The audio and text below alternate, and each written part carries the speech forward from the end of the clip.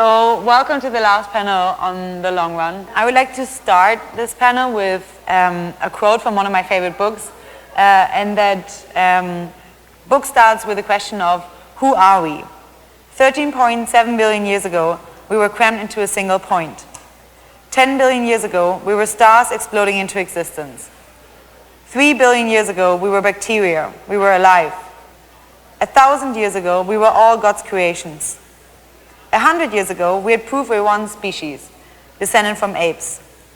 60 years ago, we declared that we were all human, entitled to the same human rights. And today, we could tell a bigger story. We could create an identity that moves us and that takes us places. And 50 years from now, we could be Martians. 1 billion years from now, we could be Andromedans living off new stars. Until eventually, we become the creative force of the universe. So this is a quote from The Human Project, one of my favorite books. And I really like this perspective because looking that far, because like right now with at the current stage of evolution, we often tend to forget that we're not the end product of evolution, right? And so looking that far into the past also opens up that window to look that far again into the future. And we can see quite clearly that the human condition right now doesn't have to be the end product of evolution.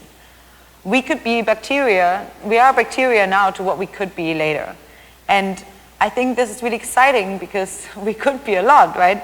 But it also comes with great responsibility. Because there's a long list of existential risks, man-made or not man-made, that we really have to encounter if we want any desirable future at all. And regardless of whether we kill ourselves or just fail to defend ourselves against cosmic catastrophes, extinction would not really only hurt us and our children, but every other future species that might come after us that might be so infinitely smarter, more complex, and more interesting than us. And so we seem to be at this weird bottleneck, really, where we could either be the link into that future, or we could really mess it up. And I think if life had stopped at the level of bacteria 3 billion years ago, it would have been a pity, but it would have been kind of unavoidable. But if life stops now, it's not only a pity, but I think we are really guilty, right? Because different to bacteria, we have brains, and that means we can make choices, and this means we have to justify the choices that we make. And I think as soon as you realize this, it comes with this great responsibility, right? This knowledge about this, right? There's many people that don't know outside of this room, but everyone here in this room knows about this, right? So I think it comes with this immediate imperative to action.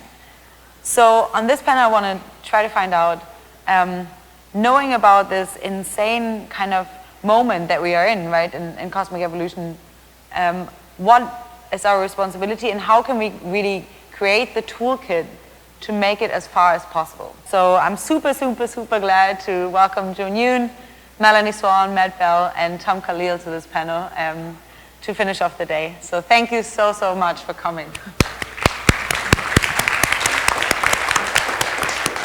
So maybe start off by introducing yourselves quickly in a sentence or two and how your field relates to the topic at hand. I'm Joon Yoon. I'm president of Palo Investors, which is a hedge fund.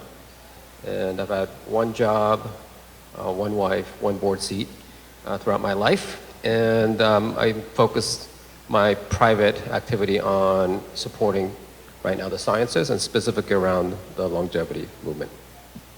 Cool. Melanie.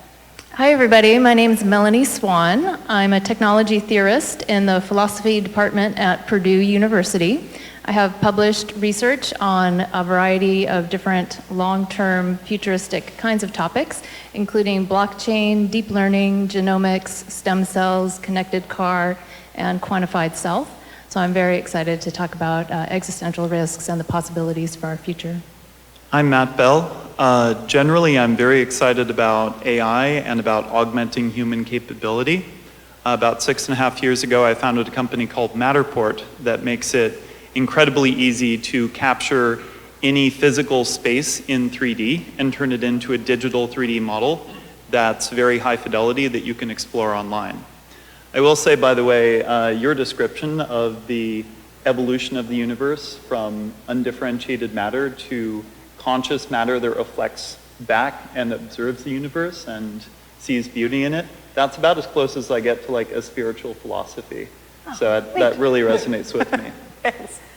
And my name is Tom Khalil. Currently, I work for Eric Schmidt as the Chief Innovation Officer of a new public benefit venture he's creating called Schmidt Futures. Prior to that, I worked for President Obama and worked on the design and launch of national research and innovation initiatives like President Obama's BRAIN initiative, which is trying to do for neuroscience what the Human Genome Project did for genetics.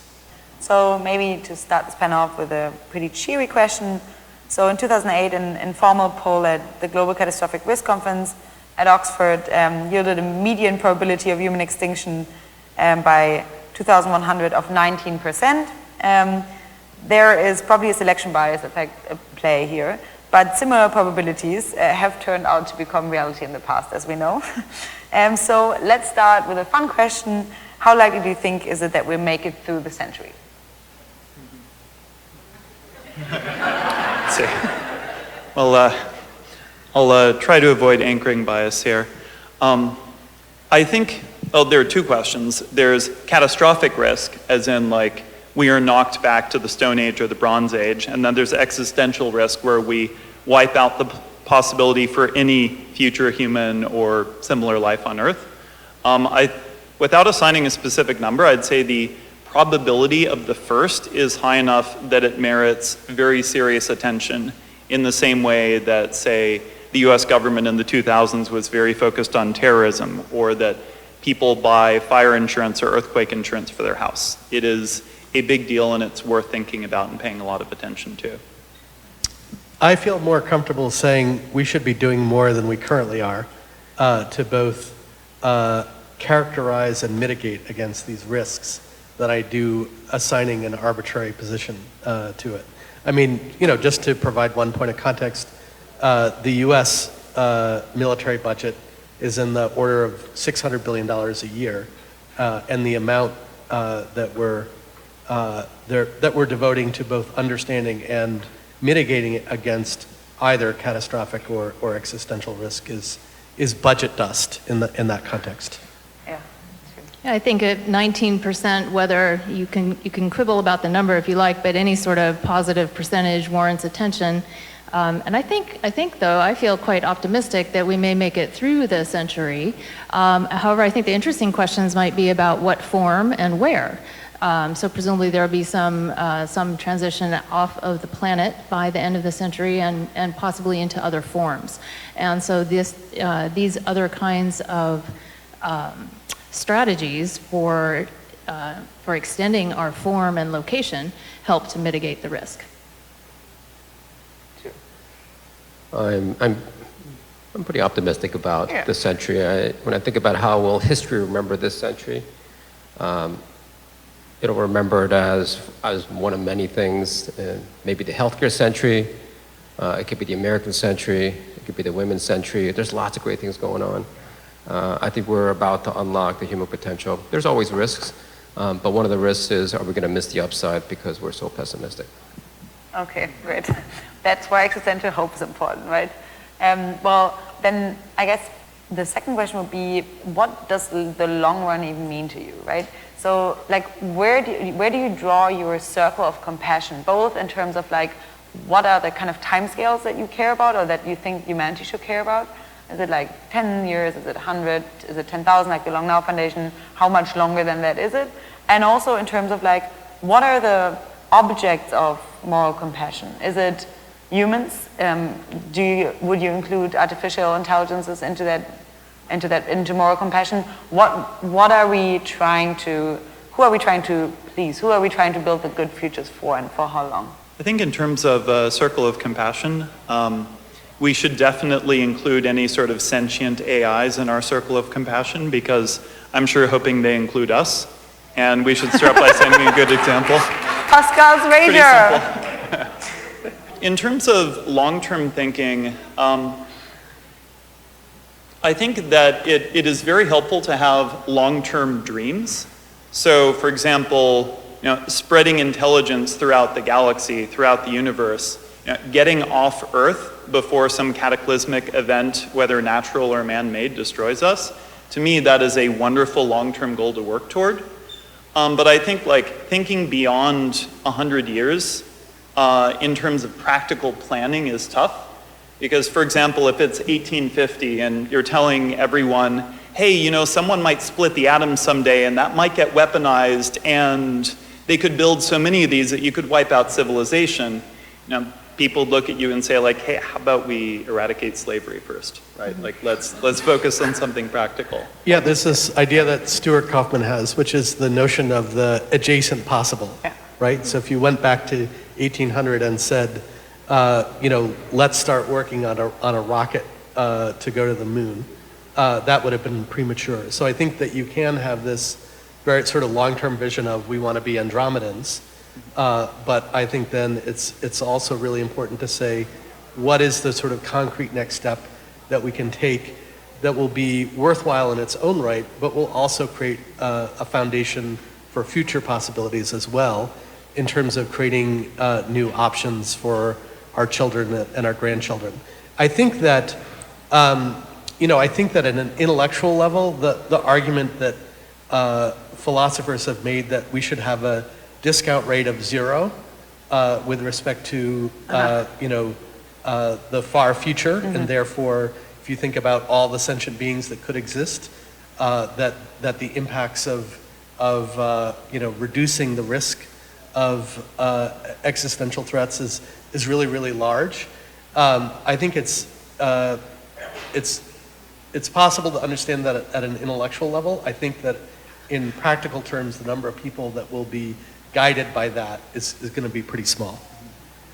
I think on the timeframes question, it's not useful to arbitrarily pick long-term timeframes because we think we'd like to plan for that. They should correspond to the type of thing we're trying to plan for. So one thing I notice being in academia is that we plan on 5-year schedules, more like a Chinese annual plan or a Chinese plan. So we look in terms of years as opposed to in corporate America, we tend to look in terms of quarters. So the longer term, already moving to years from quarters helps extend the possibility of what we can do and what we can envision. In government, of course, we think in 2- and 4-year cycles typically. So we'd want to set up the problem. We want to frame the problem on a 10-year time frame. What do we think we can do about one of these existential risks, for example, and set up incentives and plan a program for what we can achieve within that 10 years. The incentives need to be aligned to the time frame. And on the circle of compassion issue, this is about machine ethics. So I very much support some of the new research institutes that are popping up in regard to looking at machine ethics and the idea of having standard modules for machine ethics, roboethics, robotiquette, for example. Roboethics meaning how does the machine behave, and robotiquette, how does the machine behave with the human? So if we have standardized modules for machine ethics in our autonomous driving vehicles and so forth, then we have an expectation of the kinds of interactions the kinds of behavior we're wanting to incentivize and can dependably rely on in machines, and that starts to have the kind of treaty environment. We already start to bind machines to us in interaction in treaties. And maybe they look like protocols and SLAs right now and software updates. But as these machines become more sentient, then they can more fully embody the treaty aspect on their own side, i.e. negotiating a world where we have two different kinds of entities that want to play together well over the longer term. So that's how I would envision machine ethics. All right. Joon. So when I think about timescales and long term, first of all, we're not evolutionarily wired to think of the long term because the mortality rate in nature in aggregate per meal is 50%. So you're either going to eat or you're going to get eaten. So long-term thinking never was rewarded. Yeah. And because we've been able to remodel our environment such that our mortality rate per meal is pretty low, so the majority of us are surviving. So when you think about, just even in the recent past, infant mortality rate was high, mortality rate to puberty was probably 50%, half your siblings were going to die, probably one of your parents are already dead, and then your mortality rate from puberty to average lifespan of 22 was very high. So all the stories of the past were about death. All the fairy tales, all the songs are about teaching kids about the fact that you're going to get abandoned and it's going to be a hard life. Fortunately, through technology, we've been able to telescope that and reduce the mortality rate per year to such low rates, such that I lost my first friend in my 30s, and he died, my first loved one, he died on 9/11 on the plane crash. So that's how low the mortality rates are. It's trauma, it's infection, it's horrible things. So because of that, because we're wired for short-term, long-term thinking is really hard from a behavioral perspective. So when you look at my industry, we all know that long-term investing has disproportionate payoff because there's much less demand for long-term investing. There's a lot more demand for short-term investing. That's the crowded trade. That's why there's almost no return on short-term trading. But long-term stuff gets systematically discounted by the market. And the good and the bad news is the long-term is always going to become short-term and become today. So it'll get priced more appropriately at some point. So that's hard for people. The second thing is the time scale of existential consideration it's on a compressive scale. So we tend to think in linear structures because that's the math we were taught. It's all the Cartesian math. But life emerges through on a compressive scale, which means things get faster and faster and faster. So what a 100-year conversation 100 years ago would have meant means completely different today because more things are going to change in 10 years than 100 years from 100 years ago. Does that make sense? So long-term thinking is more valuable than ever. And again, because of our linear thinking, we're probably going to under-aim both the return and the risk. So let's keep in mind when we think about long-term, it probably is going to come much sooner than we think. As I relate to morals, the circle of compassion and morals, I think we're, to your earlier point that we're still in the midst of our human evolution, we're on the middle of our morality evolution. We're not done yet. There's so much more to come in terms of moral innovation. So when you think about morality 2.0, just don't presuppose that we know what's going to happen in the future. So what do you think is like one of the biases, that we might soon be, soon can call a bias of the past? Look, for example, the in-group, out-group bias might be one, right? Where, that's something that I can already see that we might be able to kind of like circumpass that, and that we might be able to transcend it in the near future. I think you can already pick the types of things maybe in the future that we will call biases later, and that we will, just like we now, abolish, like we've abolished slavery, right? Like we have like more or less equal rights for women and men, right? At least that's the standard now. So we can, these were the things in the past, so we can already maybe pick some out that are in the future. I think the in-group, out-group bias might be one where, we can come to terms with it. Are there any on the horizons that you think we will call like biases? Well, so the 20th century morality was the bias about self. So the future is about others. So I'm gonna defer to others and help others go first. Nice one. You live in the future, Joon. I think organic, inorganic, it immediately comes to mind as a bias. As we've already moved beyond, say, in nanomaterials, we look at functionality and not on morphology, and you can easily see us moving in that direction with other kinds of forms.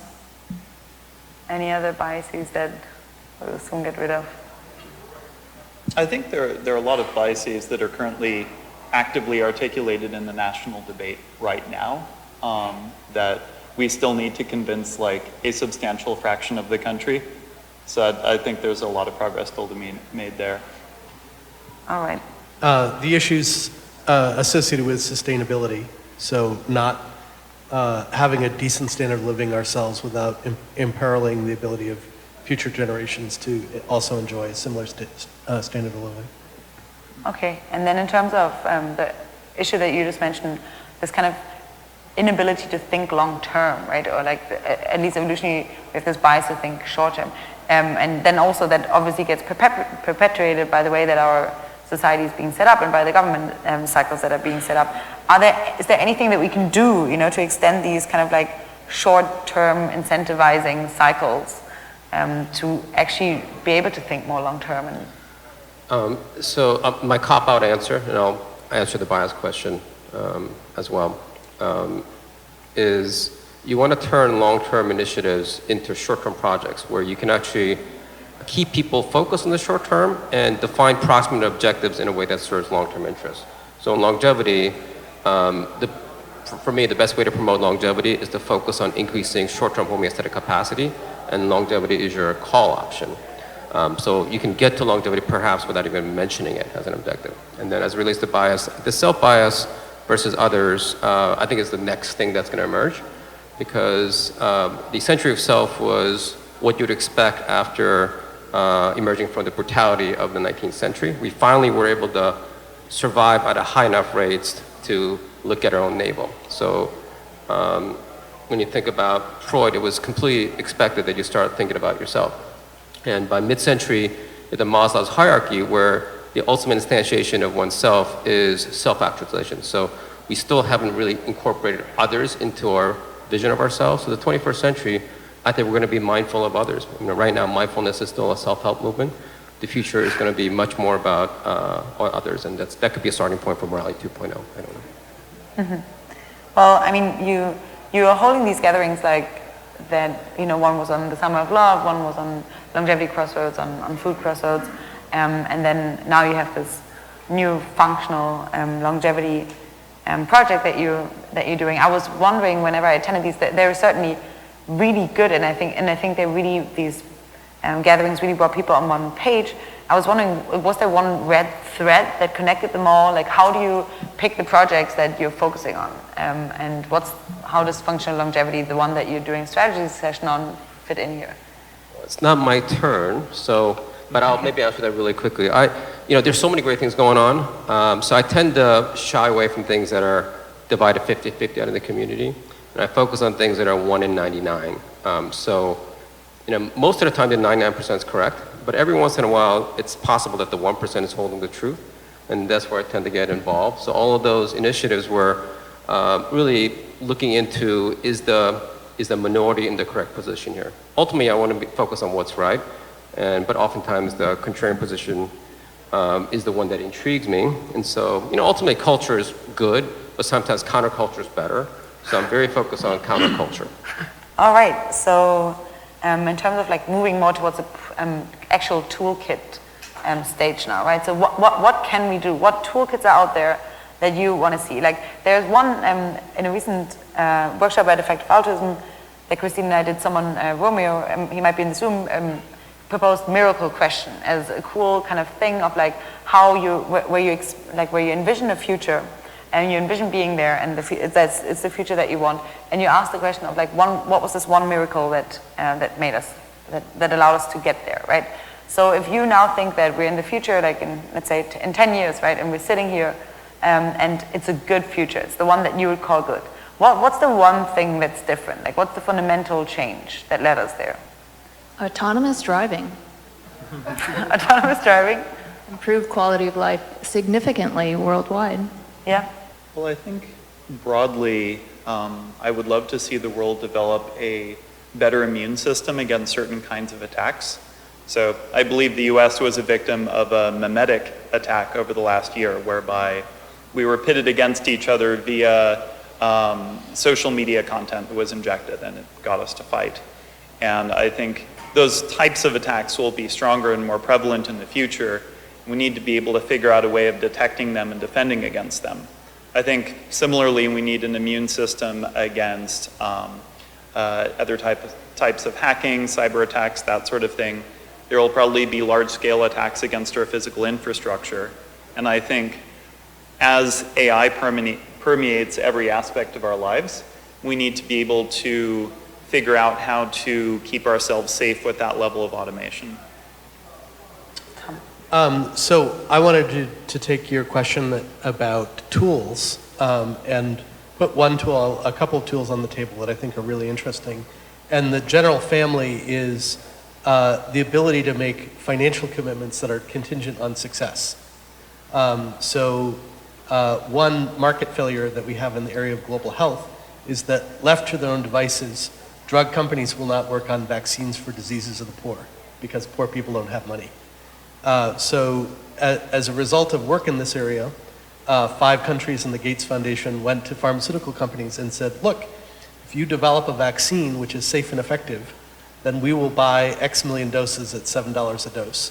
And that one intervention will save the lives of 7 million poor kids over the next 20 years, because for the first time, a vaccine was available in poor countries in the same year that it was available in wealthy countries. Was that part of Thomas Pogge's World Health Fund? No. It was something called an advanced market commitment, which you can think of as a purchase order for a product that doesn't exist yet. Cool. Similarly, when NASA wanted a rocket that could go up to the International Space Station, they entered into an agreement with SpaceX where they said, we'll provide you with 18 milestone payments associated with developing that rocket. And that's what allowed SpaceX to help finance the development of the Falcon 9. When I worked for President Clinton, I worked on getting DARPA prize authority, which they used for the self-driving car competition. Larry Page was at the finish line, and he promptly acquired the winning team, which is where the Google self-driving car competition. So in those instances where we can articulate what it is that we want in a performance-based way, right now we're used to making financial commitments that are contingent on failure. The federal government has trillions of dollars of loan guarantees on its books. So we as the public are saying, if you go bankrupt, then the federal government will cover the losses. So the idea that I'm interested in is, why don't we increase our collective capacity for things that are longer term in nature and where private capital left to its own devices will not solve these problems, to increase our capacity to make financial commitments that are contingent on success as opposed to financial commitments that are contingent on failure. That's a perfect tee up to the longevity initiative. So I learned about the Gates Initiative on infectious diseases, and when we decided to enter the field of longevity and aging research, of all the formats that were presented to us, the prize model, the advanced market commitment, was very interesting. So I met with Peter Diamandis and Keith Powers, and I loved it because it mimics evolutionary considerations. There's diversity and there's selection. There's a niche and there's a winner. A lot of times the innovation happens through accident. So that's like grant funding. You push a canoe from the back. When you push a canoe from the back, it'll go anywhere. Sometimes amazing places, sometimes it doesn't hit the target, you fail. But when you want to solve a very specific problem, you want to pull the canoe because there'll be no deviance. So when you want to bring the community to a target, prizes are a wonderful way to incite directed evolution, directed innovation. So I think that's the format. In terms of what is what's something that can dramatically change everything. I think they're all great. I think everything you guys mentioned, they're great. I'm focused on whatever is going to increase our biologic capacity, so that unlocking the human potential. I mean, God knows what humans can do, and if we can do something to dramatically improve our physical capacity, our mental capacity, our social capacity, all these things, I'm fascinated to see what's going to emerge. All right. Do you have any other toolkits to share that, or just things where we think that this might really have kind of a longer lasting impact, or this might be a tool that could be applied across a variety of different sections in society, and it would do a lot of good. I think, like, Tom, you have this kind of write-up of what ifs, right? So these are scenarios of like, what might the world look like, and what if this was possible? So what would be necessary to turn these what ifs into like self-fulfilling positive futures?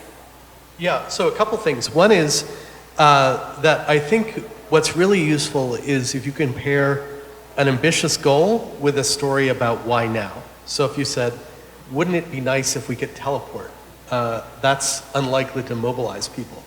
But if you said, as a result of some innovation that has occurred within the last 5 years, we believe that we now have a fighting chance to do X. So if you said, why is it that Sean Parker just wrote a check for $250 million on cancer when we've had a war in cancer since 1971? The reason is that we now have the ability to engineer the white blood cells in your body to destroy tumors.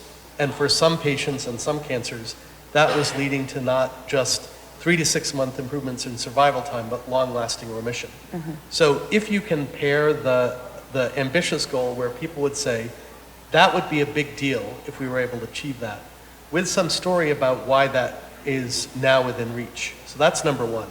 The second thing is that we need to create a norm within the leadership of institutions like companies, investors, research universities, government agencies, and philanthropists, that part of what it means to be a leader in the 21st century is that your organization is involved in the identification and pursuit of at least one ambitious goal. In the same way that Google wants to dramatically reduce mortality with self-driving cars, that Qualcomm supported an incentive prize for a tricorder, a mobile device that can diagnose dozens of diseases as accurately as a board-certified physician, or that Elon Musk has said, I want to die on Mars, but not on impact. Yeah. So right now, just a handful of organizations are pursuing something that is that ambitious and consequential. And what I think would be a wonderful way to celebrate America's 250th birthday, which is 2026, is that a whole raft of organizations and individuals would be involved in identifying and pursuing something that is that ambitious that their organization is in a unique position to contribute to. Do you think there is some kind of there should be some kind of valuing? Because in the talk that Elon Musk once gave on SpaceX new rockets, he was kind of approached and with the fact that, well, everything that you do, most of the companies that you're starting are there to help humans right now here on Earth, right? Why are you also having the SpaceX thing, right? You could say, okay, it's for human extinction on Earth, right? To evacuate people. But then Elon Musk answered and he said, no, it's really not about that. It's really about that, I think, a future in which we're not interplanetary species would make me really sad. He said that, right? And I think that these are very different goals, right? It's either these moonshots that bring civilization as a whole forward, and then there's these other things that you mentioned before, right? That are health related, for example, that solve problems here right now. So do you think we should prioritize one or the other, or do you think it should be just a broad range and people working on whatever they can do best, right? We have 8 billion people on the planet, so it's not like everyone has to pick the same thing. No. So I think it makes sense to have some people worrying about, reducing the downside. I think it makes sense to have some people worrying about solving problems that we know exist today. So for example, in the late 1960s, 20 million kids under the age of 5 died every year. That number is now 5 million.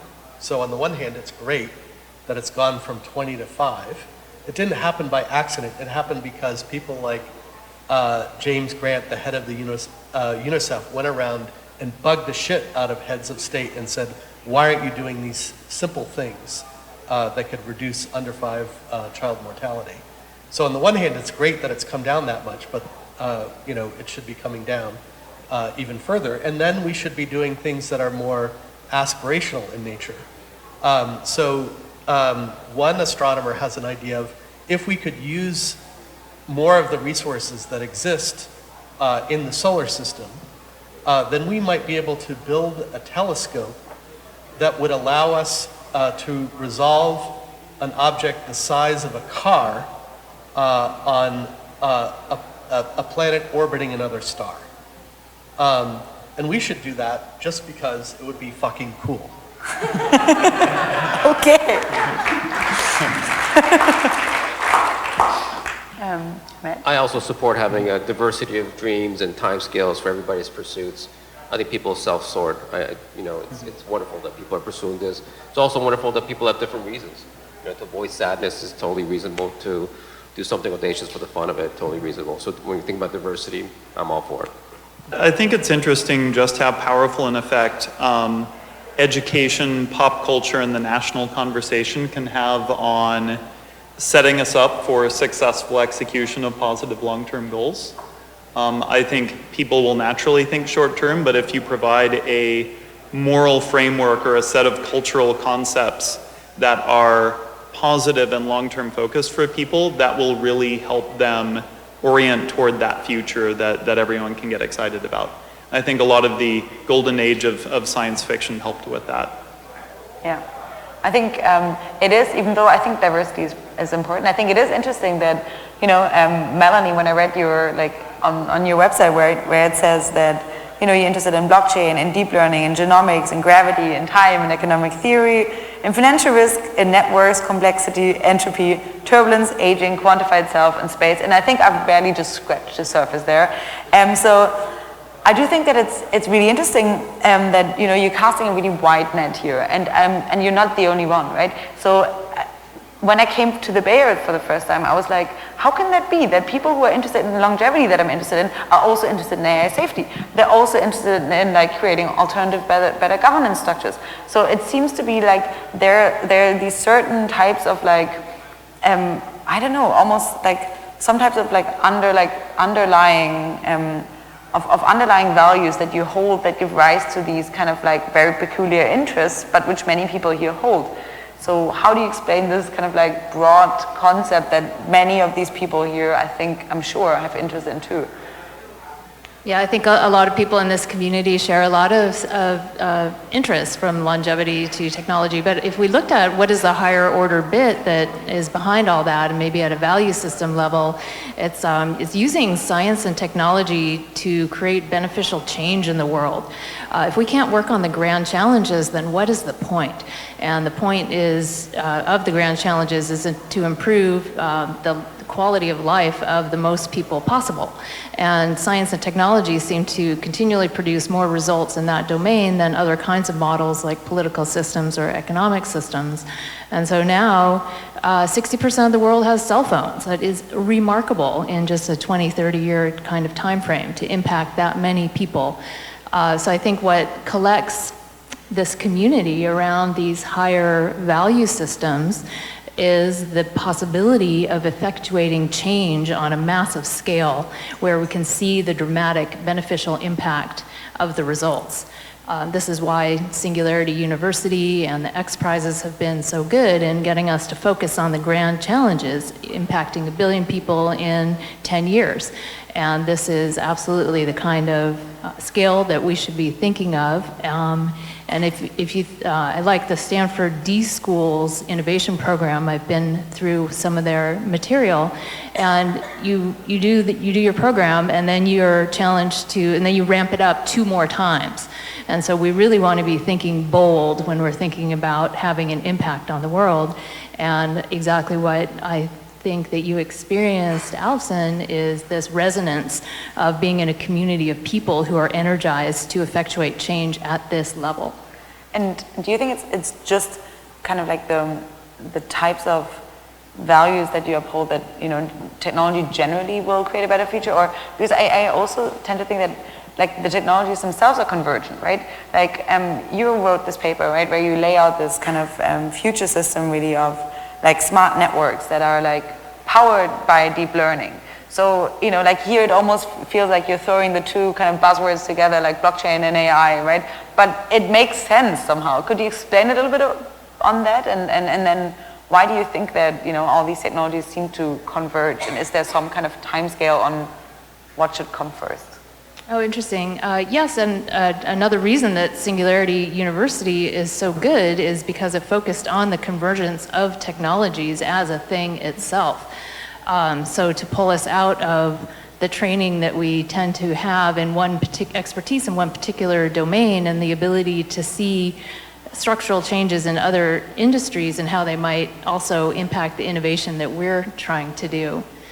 And so you're referring to the smart network thesis that I've been developing, that we're in, if we think about network computing technologies, that maybe there are 2 fundamental eras, that everything we've seen so far has been about transferring information over simple networks, from mainframe to mobile, everything so far. But now we're entering a new age of smart networks, transferring value over networks. And right now it's money and financial instruments and legal documents, identity credentials. But in the farther future, it could be brains.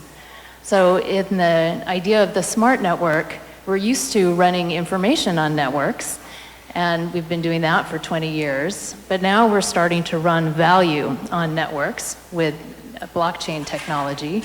And that's just a prelude to running brains or intelligence on networks, maybe circa 2035, 2050. So money is a lot different than information, and it's important to get it right, because when we start to run brains that we really care about on networks, we want to make sure that we have all of this cybersecurity and authentication correct. So to me, I see two marquee technologies at the moment are deep learning and blockchain. It's capturing the majority of corporate investment in the top two categories. It's top two categories of job growth. And if you look at these two kinds of systems together, blockchain and deep learning, they are both new form, they mark the start of a new form of global computation network infrastructure. They're both large-scale systems that make predictive guesses about reality. Deep learning through the different kinds of, they try to make predictive guesses about new instances per the system they've built up. And blockchain consensus too operates by making probabilistic guesses about the reality state of the world. So if we're looking for Nick Bostrom simulation sort of mode of understanding our world, these new classes of network computing technologies, deep learning and blockchains, are giving us this new form of global computational infrastructure. And so the importance of having a mindset of understanding converged technologies together is to be able to recognize or explore or ask, here are these couple of new things. What is there a higher order of what they're both like and both signifying about how we're creating our world? So I think this is exemplary of the foresight kind of mindset that we want to have for long-term thinking, is how do we understand the different kinds of things we see going on in the world together and create with that in mind. Okay, well, I mean, I think upon reading that paper, one thing that kind of came to mind is that, you mentioned that kind of like aspect of cybersecurity threat there, right? And it seems like, by having like deep learning coupled with blockchain, right, that's certainly one where you have like this really insane new attack vector that is kind of like laid upon, laid blatantly in front of you. And I was thinking on a more general level, do you think that, every new advancement that we make will encounter new challenges, so almost like in a video game, where you like get up one level and then you have new problems? Or do you think that we'll ever outrun the problems that we create? To like, I think Nick Bostrom has this thing of like reaching escape velocity and existential risk, where we might have to go through a really risky period for a while before we can be considerably safe. What are your feelings here, and how can we create the futures where we're more safe? The possibility space only expands over time, which means the risks and the returns are going to continue to expand. I don't think we're headed to any single point. Also want to just mention the common ground between a lot of the ideas that were shared. I mean, I know diversity is my favorite subject, but common ground is probably my second favorite. So there's so many synergies between all these ideas. The common thread between advanced market commitment is kind of how blockchain runs. You have this idea of a reward, both on the transaction side, also on the Bitcoin generation when you mine. So because you have that advanced market commitment in place, it actually drives behavior, as an example. You can think about DNA as the very first biologic molecular blockchain. So it's the code that gets selected. And it's a different selection regime. The algorithms run differently. But it's this idea of a shared algorithm selection, the finding of a winner, and then that becomes the kind of the basis for the next layer. So I think there's ways to think about it that are more synergistic, and that may explain why we're interested in so many of these things. I love AI too, because AI is the same thing as homeostatic capacity. When you look at autonomous cars, it's identical to our pursuit for homeostatic capacity for living systems. You constantly sample resilience, and then you incorporate that and spread that throughout all the software. You're constantly iterating off that little delta between expected value, and this is in a supervised learning system, not an unsupervised, but so anyway, the common ground between ideas. I like that. What's your comment? I think it's important that we not allow convergence to just become buzzword bingo. And I think one of the ways to do that is to be more rigorous in identifying those areas where we think there's actually a virtuous circle between innovations in different areas. So for example, you can look both at what bio can do for nano. Nanotechnologists are amazed at how Mother Nature does templated hierarchical self-assembly, but also what nano can do for bio. And so I think it's looking at those interactions where there's a potential to create a virtuous circle where one technology helps advance or accelerate another and vice versa, as opposed to just sort of mashing them up and talking about, quantum AI, blockchain, CRISPR-Cas9. We had a similar thing in the previous workshop that we did on AI for nanotechnology, where it was also, we talked about a similar loop between AI and nanotechnology in the sense that, via AI you might be able to advance science faster even on the nanoscale, and then nanotechnology, of course, being able to create better computers on the longer run, right, that might then again advance AI and so on and so forth. So I do think that there are many convergence models possible, but it also kind of gives us this responsibility of not only kind of pushing for all of them at the same time, but for trying to maybe predict which one should come first, on which one to focus first, which might be a safer, which might kind of have a safer interaction with which technology.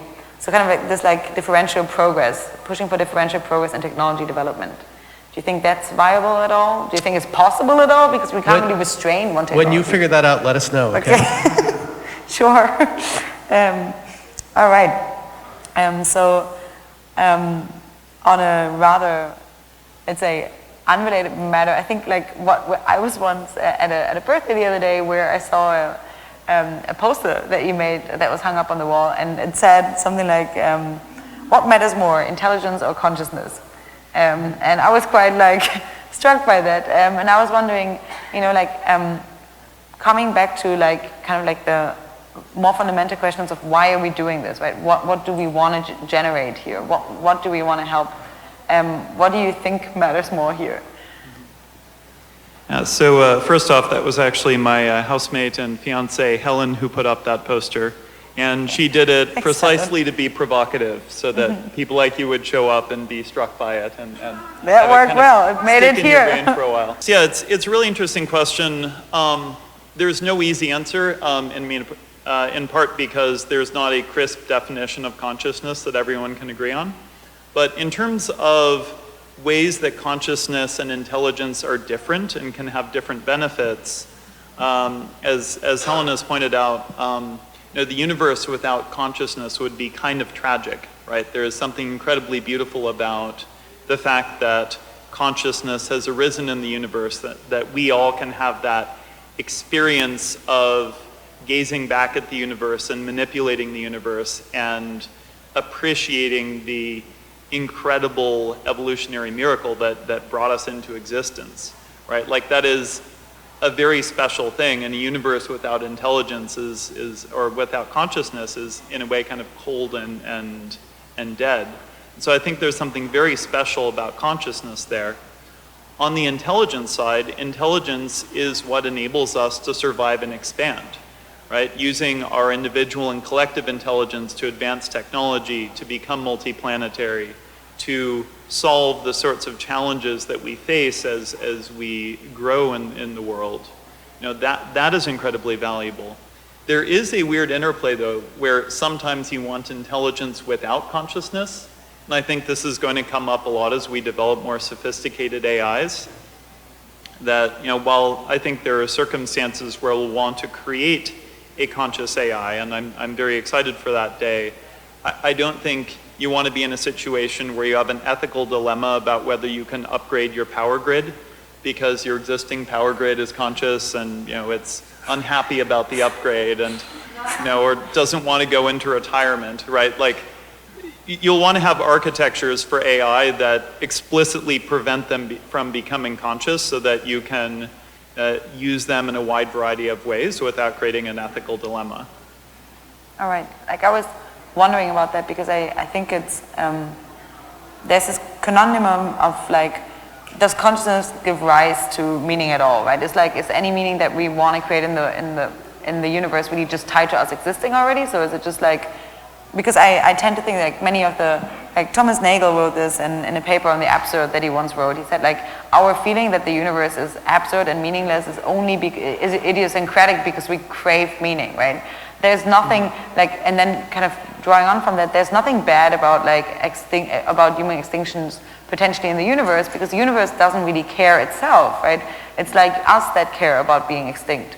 And so with that kind of like this kind of like more like astrophysicist perspective of like the universe is just going to continue doing its thing whether we're there or not, and it's just human consciousness that gives rise to the meaning. And I certainly disagree in a sense that I think that, you know, the cosmic evolution until now, the kind of all of the things that, you know, we had, or like our ancestors had to go through, you know, like and all of the that I mentioned in the introduction, right, to us getting here makes us have this insane responsibility of pushing that forward, right, of like of creating even more of it. And I think there's this kind of like, I don't know, this weird difference between these two objectives, and I always tend to like fall back into one or into the other. Do you have any opinions on this? This may be the time that I just pull out and say that I have a moral axiom that more intelligence and more consciousness is better. And, you know, I'm okay with being the conscious creature that, you know, makes part of that decision on behalf of a mostly non-conscious universe. Okay. I would like more of the matter of the universe to wake up to consciousness. All right. Because I appreciate it greatly, and I believe you do as well. Yeah. No, let's see. Okay.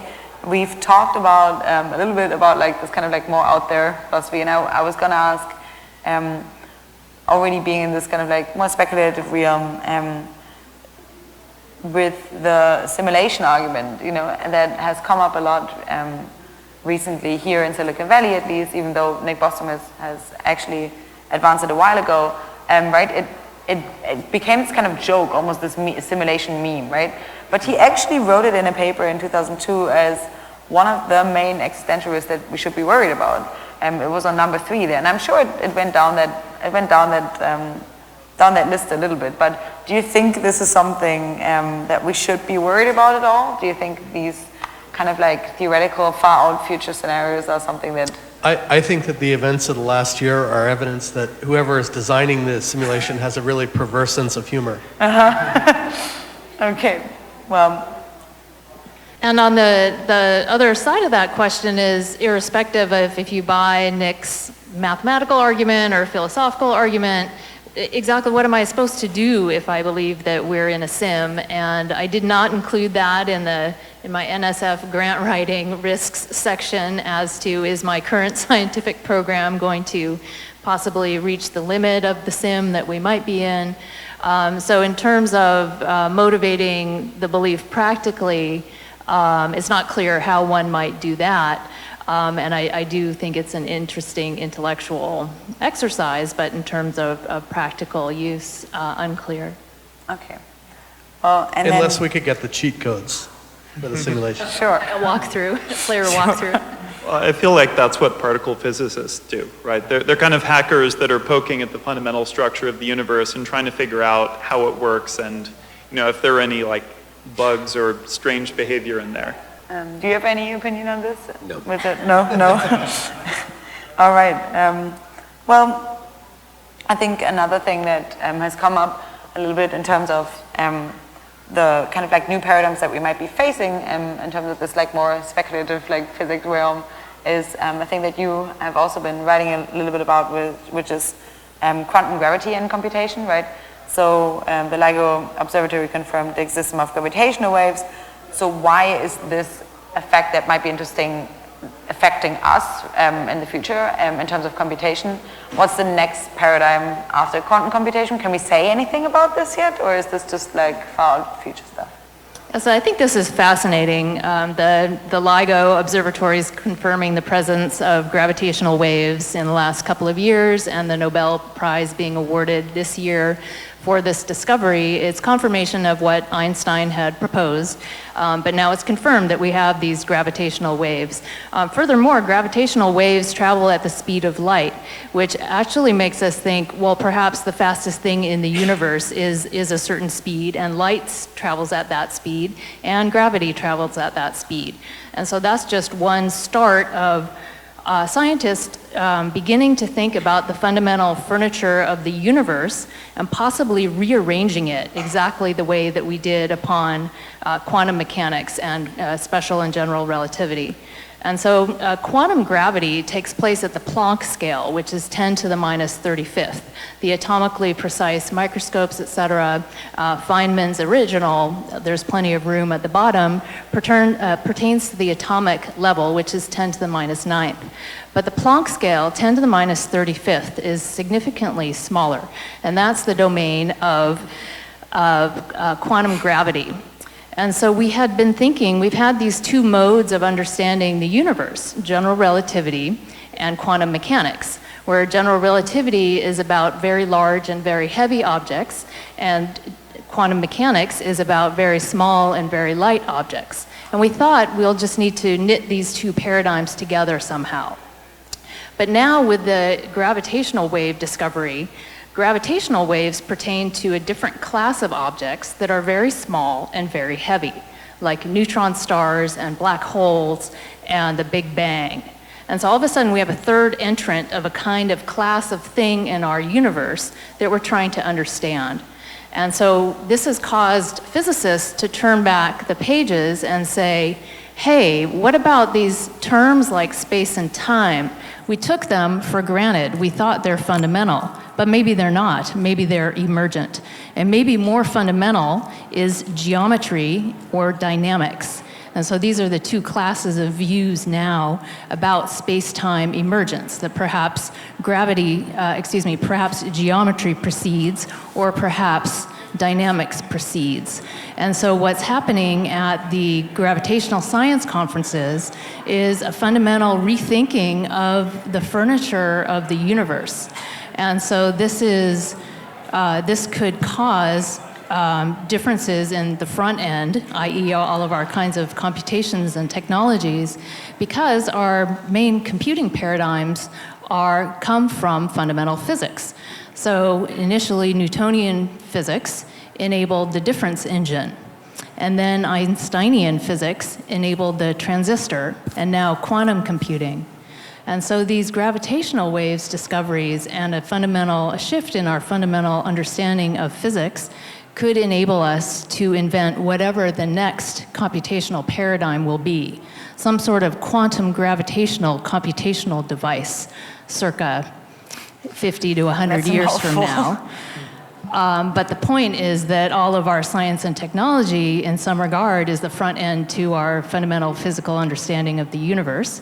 And this is why the gravitational waves discovery is so interesting in shifting our fundamental thinking about the universe and could eventually flow to computation.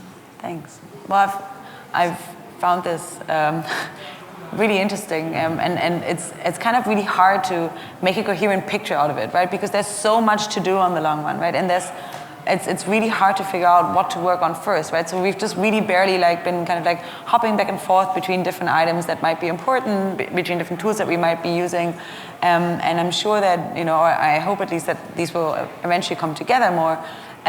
One question that I would like to finish off the panel with before we open it up for questions, which is more of a kind of focusing question. So a friend recently sent me this article, this last one article about weirdness points, right? Where it basically says you only have a certain number of weirdness points to spend, and most good things come from things that were initially weird, like most good policy proposals, like same-sex marriage. Eventually was weird a while ago. Now it's quite normal, but you can't really push for all of them at once.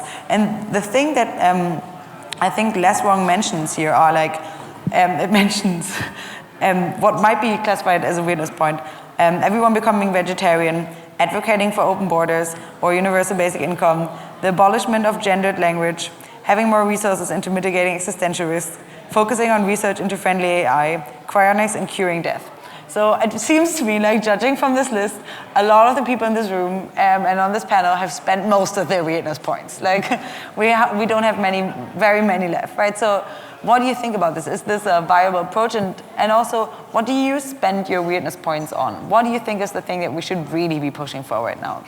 Well, I think one thing is that it is true that there's definitely been many instances in which an idea has started off as a fringe idea, and it takes a long time before it becomes a mainstream idea. So it's interesting to say, how does that process occur? How does an idea that is sort of viewed as a crackpot idea or coming from an autodidact that doesn't have any of the credentials eventually become more mainstream? So I think like looking at that process would be really useful. I think the other question is, to what extent is it possible to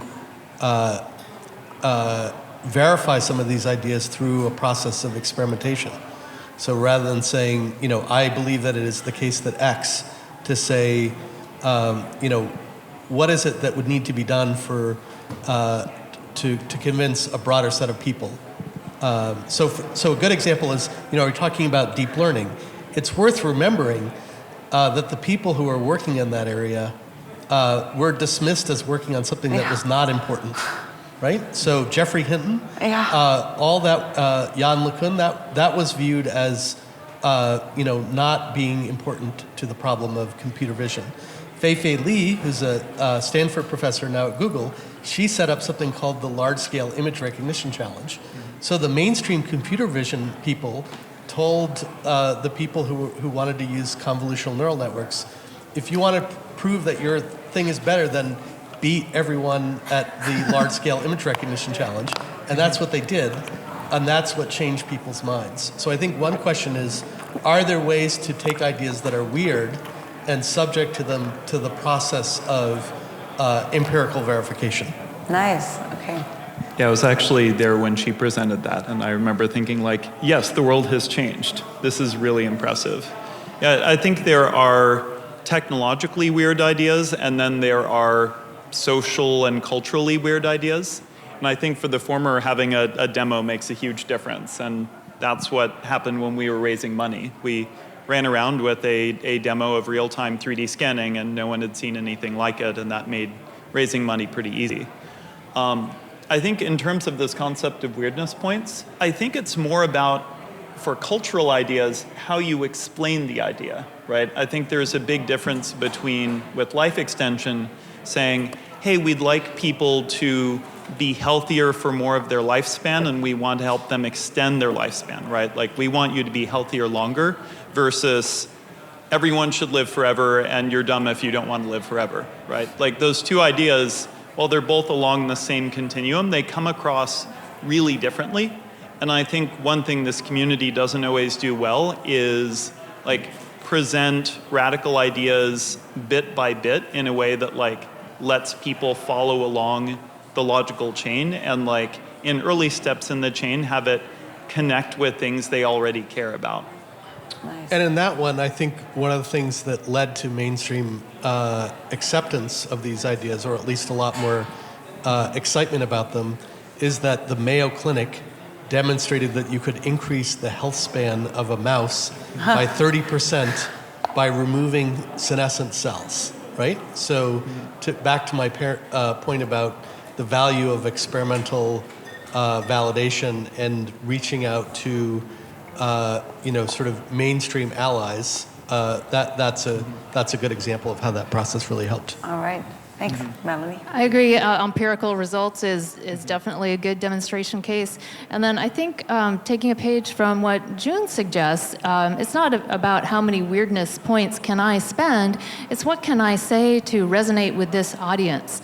As we are all futurist ambassadors to the rest of the world to some extent, how it's our responsibility to package the vernacular in a way that can resonate and find a bearing and be received.